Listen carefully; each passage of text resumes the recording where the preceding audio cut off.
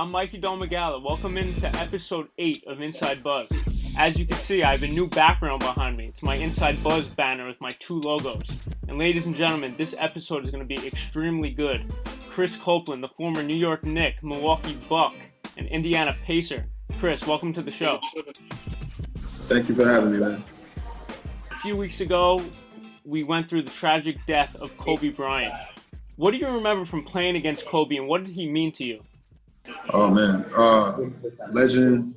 Grew up watching him play, idolizing him.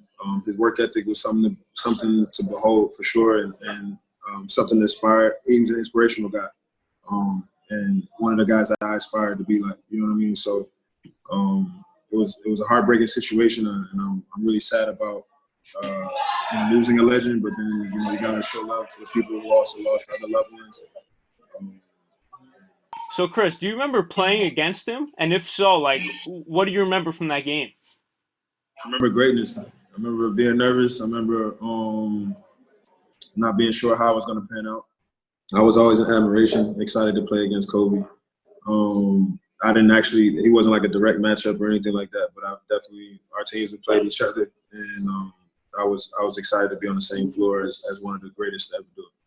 Yeah, Chris, I forgot to mention that in the beginning of the interview that you're at a party right now actually with your XvsX brand. Can you tell me a little about that? So it's a mobile platform. Ron Artest, I partner with Ron Artest. His concept essentially is a mobile network where guys can find local runs and guys that are this is where the second part I'm most excited about. Is the showcase part where we're trying to get guys opportunities to actually get paid for the game of basketball. Like we're hosting tryouts. We're trying to showcase guys that have never been seen, don't have big names like that are kind of similar to my story. That are just trying to figure out how to pursue their dreams. And I'm super excited about being a part of that. That's like a passion project for me. And Chris, keeping on that business path, I read in an article that your former New York Knicks head coach Mike Woodson gave you 3 simple words: save your money. What do you remember from that, and what do you think of other players going broke and living a lavish lifestyle? Fortunate, but it's a learning tool for those that are coming up. The young guys can see guys that made mistakes before them. I think the brotherhood's been really strong, and still trying to find ways to get our guys back on our feet when things don't go right.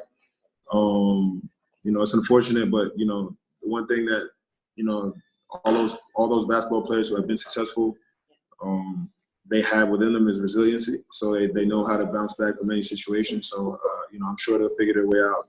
Bumps happen to everybody. You just got to figure out how to get back on your feet. And Chris, let's talk about those New York Knicks. So, I just turned 21 today, actually. I'm a New Yorker. So when you were with the Knicks, I was about 13, 14 years old. I loved you were a flamethrower off the bench. I have written down here. 9 points per game, 48% field goal percentage, 42% from 3. What were some of your best memories with the New York Knicks? I could shoot a little bit, man. I was all right. People in the background missing. My favorite, by far, New York experience. And we went to the playoffs. We had I had great times. I was really fortunate. My favorite was honestly hugging my mom after my first actual game and playing. And it took a long time for me to actually make it there. And, she was in the stands, and just the family room in the Madison Square Garden. Hugging her, it's just like we made it. You know what I mean? Finally got a chance to put on that jersey. For sure, my best moment. So you came a long way. You were undrafted in 2006, and then you spent some time overseas. How did you get to the New York Knicks? How did I get there? Wow, that's a long story. Long story short, I played in a bunch of countries. I kept trying to build each year. I had some great teammates that helped me to grow. My favorite coach, I have a bunch of coaches that I love. From Brad to I don't want to go down the list and forget guys, but Yves Dufresne was the guy who changed my life. He was instrumental in my growth and changing my mindset and changing my work ethic, work habits to working not only hard but smart. So he pretty much got me on the path that sent me back from all those years overseas to the NBA. And that Knicks team, like we were talking about, filled with veterans. I'll go through a little list here. Jason Yeah. Kidd, Marcus Camby, Kenyon Martin, Kurt Thomas, Rasheed Wallace, Tyson Chandler. What do you remember from playing with those guys? Oh man, I remember saying those names. The only thing I remember is hazing. No, I'm just kidding. Yeah, they definitely hazed me, but I learned a lot from those guys. Still friends to this day. I still call Kurt and make fun of him. Sometimes I see him on he goes to Dallas games, and I don't know why the camera always finds him because he's right behind the bench and stuff. So I'm like, yo, you ugly, whatever. I mess with him. But I love those guys. The vets were the only reason I was able to make it in any capacity. I didn't have a long career or anything like that, but the success that I did have, I owe to those guys and the people that helped guide me in the NBA family. Listen, come on. You just mentioned some hazing. What was the worst hazing you got from those guys? The worst I can't tell you, but that might make some headlines, right? Right, yeah. I try to stay out of the way, but obviously I had to wear the princess backpack. I had to do a lot. I mean, the worst part was that every day I had to do something, and I had so many vets. You know what I mean? Because you have so many vets, they all know they're all old school, so they got errands for you to run. But the biggest part, I was honored to do it because I was just so happy to be there. But every day I had to do something. Go to the store, go grab me, just being silly, like take this garbage, young fella, carry these bags. I had to do everything. You spent a full season with Carmelo Anthony in 2013. He won the scoring title that year. Knowing Melo and playing with him, seeing him every day, what did you think of the NBA blackballing him over the last year? It was terrible. He's one of the greatest players also to ever do it. He's not just a scorer. I consider him one of my favorite teammates. One of those guys that picked me up after one of the toughest moments for me as a basketball player. I took a really bad shot. That was a big miss at the end of that ended our season, and he picked me up in the locker room. A lot of people don't tell those kind of stories. He's a guy I have the utmost respect for. I'm so happy for his success now. And I have to ask, J.R. Smith was on that team. Do you have a funny J.R. Smith or Rasheed Wallace story? Again, I don't know how much I can say, but but those are my guys. I love them, man. Seriously, I knew J.R. Before the Knicks. Through being in Colorado and working with those J.R. and Melo, being in Denver. I've always had the utmost respect. I admire those guys from afar. Rasheed is still my big homie. Again, that's another guy I talk to all the time. Well, not all the time, but enough. I spoke to him a couple of days ago. These are guys I just had the utmost love and respect for. I was so lucky to have a team full of so many guys that played a long time. They really helped me get acclimated to the toughest market to play in. And we're going to shift gears a little bit here. Let's move on to your career with the Indiana Pacers. So you spent the 2 seasons with them, and in 2013-14, they finished with the Eastern Conference best record. What made that team so good? A lot of things. Talent. It was a deep team. Vogel knew how to win that talent, as you see him doing this year with the Lakers. Fan base, they came out for us every night. They pushed us. Management, from top to bottom, it was just a well put together organization. And I think it was, you have that in a pot. It's a very tough team to beat, and we were. And that 2014 Eastern Conference Finals against Miami, what do you remember from that, going against the big three of LeBron, Wade, and Bosh? I remember being like, wow, they're pretty good. And that's an understatement. And those guys are they're legends, all three of them. And they had a really good team. I mean, from UD to, I could go down the list. They had a crazy squad. For us to lose, I think we were one of the better talented teams in the league, more talented teams in the league. You got to tip your hat to that type of lineup, that type of unit. And then after Indiana, you spent time with the Milwaukee Bucks, where you came across a young Giannis Antetokounmpo. Did you envision Giannis back then to being what he is right now in his MVP form? I knew it.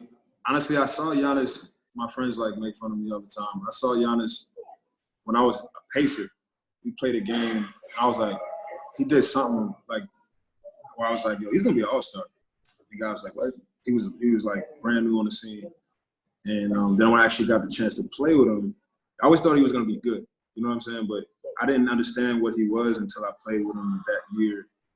And I played with some guys like, PG, Melo, Hall of Famers, like killers, But Giannis is – my friends know behind closed doors, like how I look at Giannis. Giannis is going to be, Mount Rushmore type. He's different. I agree. He's something that we've never seen before. Like Shaq was that big guy who was quick, but Giannis is on a completely different level. The thing with Giannis is not just that his abilities and his gifts. There's probably more gifted people that's played basketball, but he is super gifted. But his work ethic and his heart ticks different. There's a lot of guys that have those abilities, but he plays with a different kind of passion, a different kind of hunger. He doesn't want to be your friend. You know what I mean? He's not that type of guy. When it comes to competition, he's a real killer. He's one of those different competitors that has that edge, and he loves the gym and he lives in the gym. I think the sky's the limit for him as long as he keeps healthy.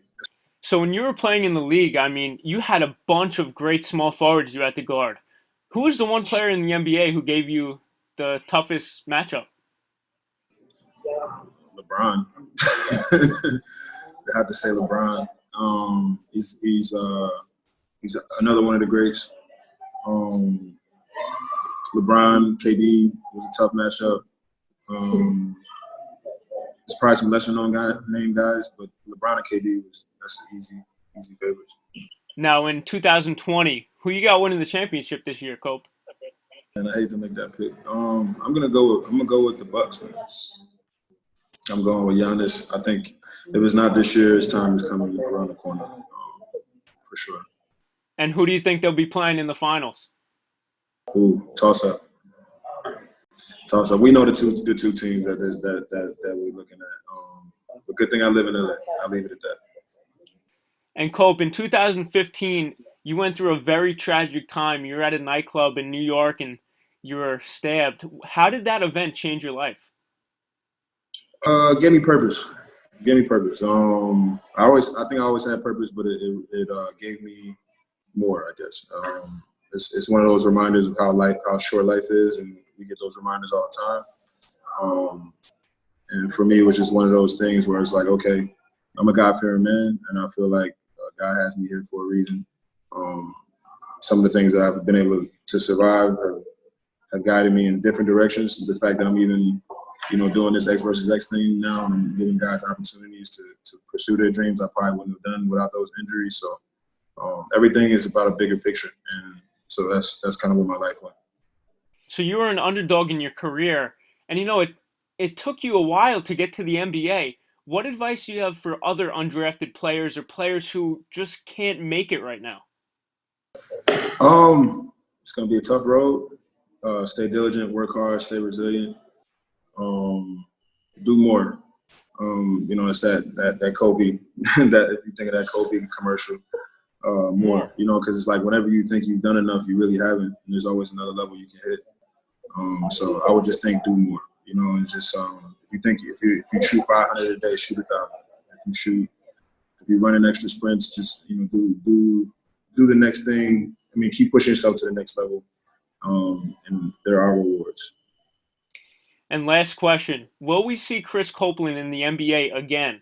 Or is it going to be XvsX that we're going to see that's going to take off in the basketball world? XvsX is the priority right now. I haven't really – no. Yeah, XvsX is the thing.